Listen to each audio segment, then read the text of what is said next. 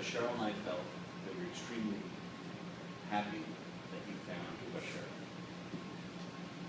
A little sad that you're relocating to Jacksonville, but that's okay. You know why? It's a short flight.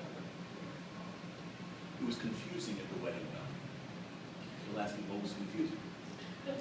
Elliot, what was confusing? I'm glad you asked. I wasn't prepared, but I'll do my best. So we were trying to find.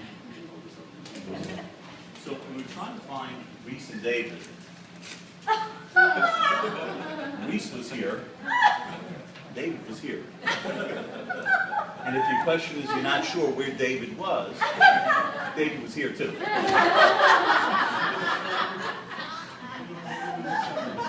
So we came in a few minutes late, and I said, obviously something must have happened that we missed. That's the penalty of coming late.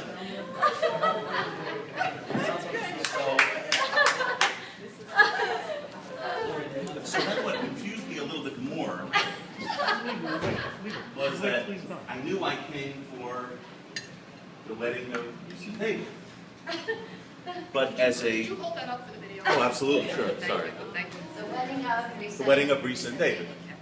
Right? Everybody sees it? Yes? You saw this yesterday? Okay. Everybody got it? You guys got one? I have one. So the problem was that when I went over, like any good Jewish soul, and I wanted to take a memento,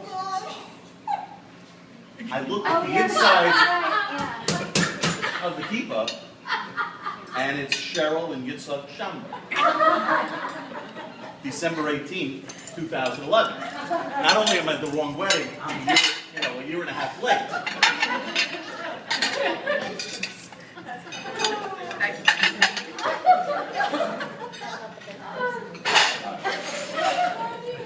So I figured there's got to be some way to navigate through this whole thing.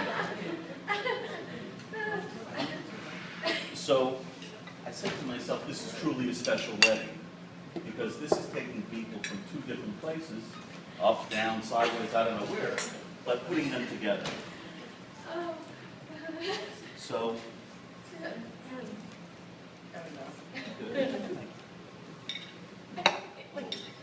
so David, as you probably know at this point in time, and you've heard from prior speakers who I certainly can't emulate, Lisa does everything 100%.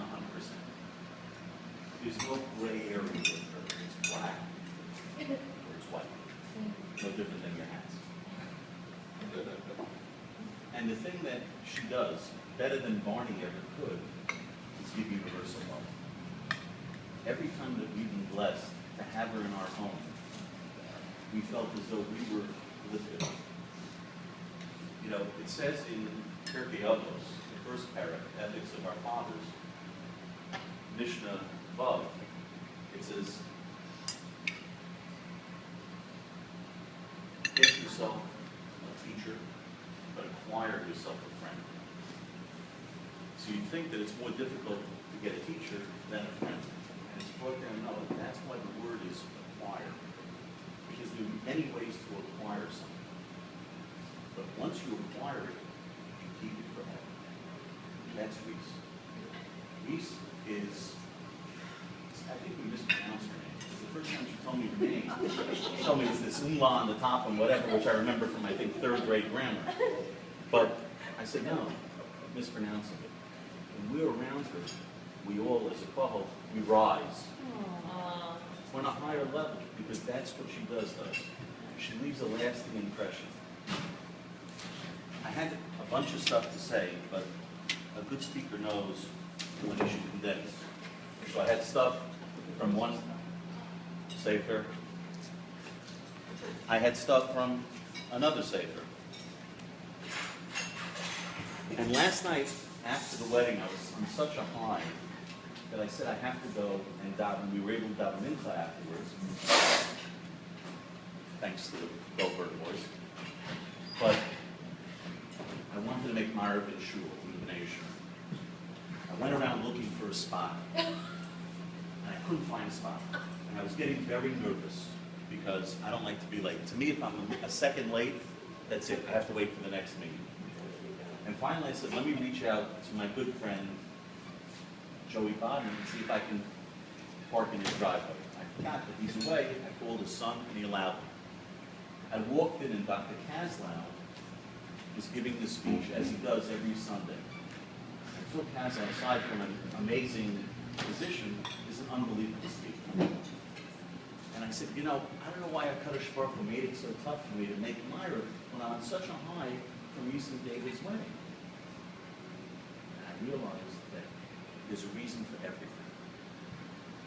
So Dr. Kaslow reminded me of a story that I remember hearing 18 years ago that I had completely forgotten about.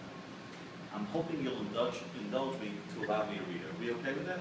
Yeah. It's a little bit lengthy, but I think it'll make a point. The story is about someone of Howard's caliber, Moshe Tzvi's caliber. No. Named, yeah, nobody? All right. His name is Yitzhak Perlman. Oh. Oh. Want to rethink your answer? Oh, okay, fine, no problem. So the story goes like this. Some of you may have heard of it, and if not, I beg of you your indulgence. So,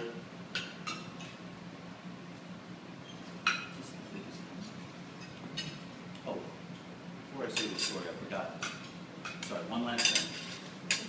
So, a lot of women, sorry, story will be in a second, we can edit that out. So, a lot of women are looking for the ultimate guy, right? This guy has got to have this and this and a whole list and everything like that. And what are they typically looking for? They're looking for a diamond. But the problem with the diamond is that it's typically flawed, right? Very few perfect diamonds. But my son Andrew was kind enough to help me when he knew the reason. He says the difference is with a pearl, it's either a pearl or it's not a pearl.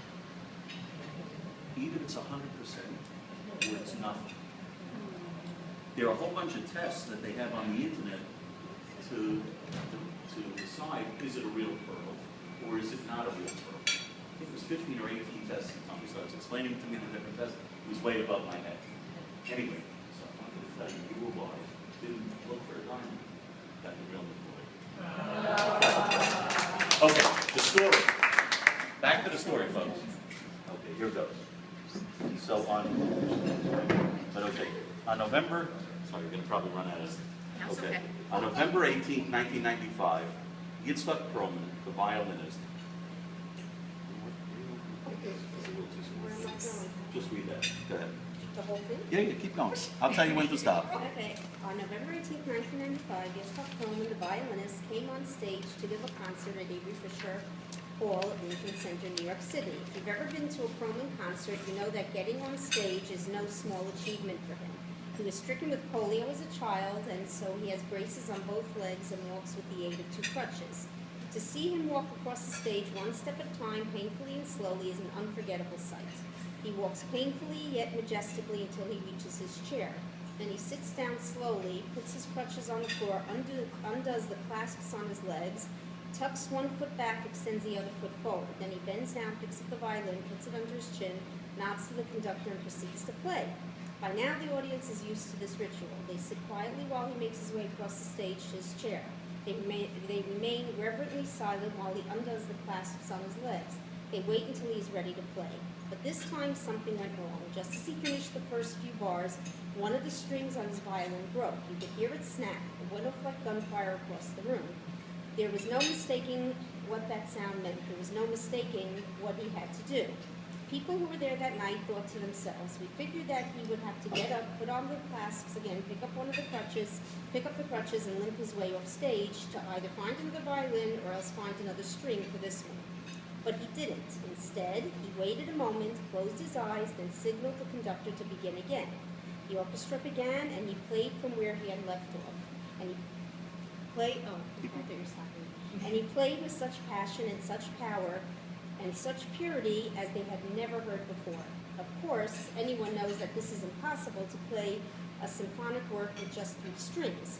I know that, you know that, but that night Yitzhak Perlman refused to know that. You could see him modulating, changing, recomposing the piece in his head. At one point, it sounded like he was detuning the strings to get new sounds from them that they had never made before. When he finished, there was an awesome silence in the room.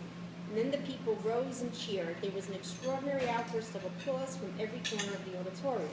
We were all on our feet, screaming and cheering, doing everything we could do to show him how much we appreciated what he had done. He smiled, wiped the sweat from his brow, raised his bow to pride us, and then he said, not boastfully, but in a quiet, pensive, reverent tone, "You know, sometimes it is the artist's task to find out how much music you can still make with what you have left." After Yitzhak Perlman made this comment, it was written up in every paper in the United States. Anyone can play, I'm sure with a certain amount of teaching, Howie, you'll correct me if I'm wrong, a 4-stringed violin. How many have the ability to recompose the entire symphonic work into 3? He said, this is life. Life is not always perfect. You don't always get to play with 4 strings. People like David and Reese make it work with 3 because they have emunah in HaKadosh Baruch Hu. They have belief in themselves as now husband and wife, and they have Baruch Hashem, a beautiful extended family that will go on for the doros. Those are the 3 strings. The world stands on 3 things, Pirkei Avos says: Torah, Avoda, and Gemilas Chesed. It is my opinion, speaking for Cheryl as well, that these are your 3 foundations. Started it here in Tina, you'll continue it in Jacksonville, and God willing, there is Yisrael. We wish you all the best.